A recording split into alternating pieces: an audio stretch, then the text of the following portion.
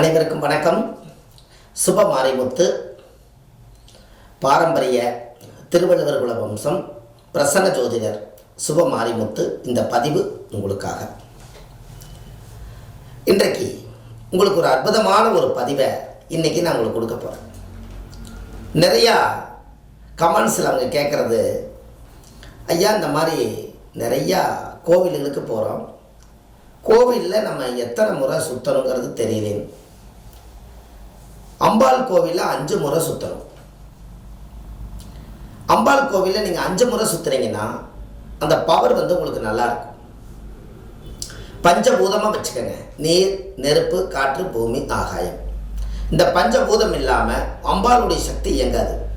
அதனால் நீங்கள் கண்டிப்பாக பஞ்சபூதமாக இயக்குனீங்கன்னா போதும். சுவாமிக்கு தேங்காய் பழம், வெத்தலைப்பாக்கு, கல்கண்டு, சாமிக்கு பூ மாலை இதெல்லாம் வாங்கி அர்ச்சனை பண்ணி சாமி கும்பிட்டு வந்தாலே அற்புதமான ஒரு விஷயமா இருக்கும்.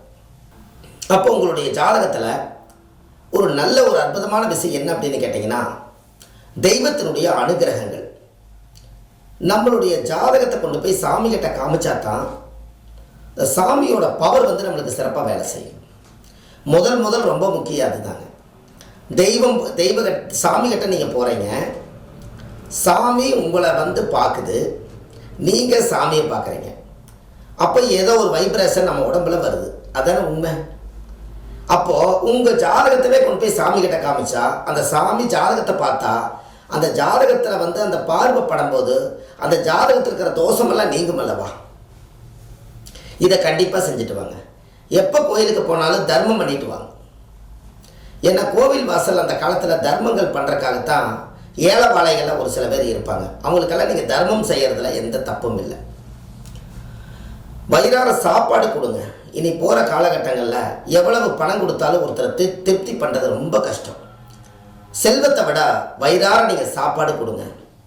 அவங்களுக்கு ஒரு காப்பி வாங்கி கொடுங்க. அவங்களுக்கு ஏதாவது ஒரு மாதத்தை சாப்பிட்றதுக்கு அரிசி வாங்கி கொடுங்க. அன்னதானம் பண்ணுங்க. இந்த கோவில் எல்லாம் போய் புண்ணியத்தை நீங்கள் தேடுற மாதிரி இருந்தால் இந்த மாதிரி ஒரு தர்ம காரியத்தை பூரா நிறைய செய்யுங்க. உங்கள் வாழ்க்கை ரொம்ப பிரமாதமாக இருக்கும். அந்த காலத்தில் தர்மங்கள் செய்ய செய்ய கர்மங்கள் குறையும்னு சொன்னாங்களே, எதை வச்சு குறையும்? நாம் செய்கிற புண்ணியத்தை வச்சு தான் குறையும். அப்போது நீங்கள் செய்யக்கூடிய தர்மம், அன்னதானம் புண்ணியமான காரியம். அது தாராளமாக நீங்கள் செஞ்சுட்டு வாங்க. அம்பாள் கோயிலில் 5 முறை சுற்றி மனதார வேண்டி உங்கள் ஜாதகத்தை வச்சு பூஜை பண்ணிவிட்டு இப்படி நீங்கள் கும்பிட்டு வந்தீங்கன்னா உங்கள் வாழ்க்கையில் படிப்படியாக முன்னேற்றம் உண்டாகும். இப்படியெல்லாம் நீங்கள் செஞ்சு பாருங்கள். உங்களுடைய வாழ்க்கை ரொம்ப நல்லபடியாக சிறப்பான முறையில் இருக்கும். அடுத்த பதிவில் உங்களை சந்திக்கிறேன். உங்கள் சுப மாரிமுத்து. நன்றி, வணக்கம்.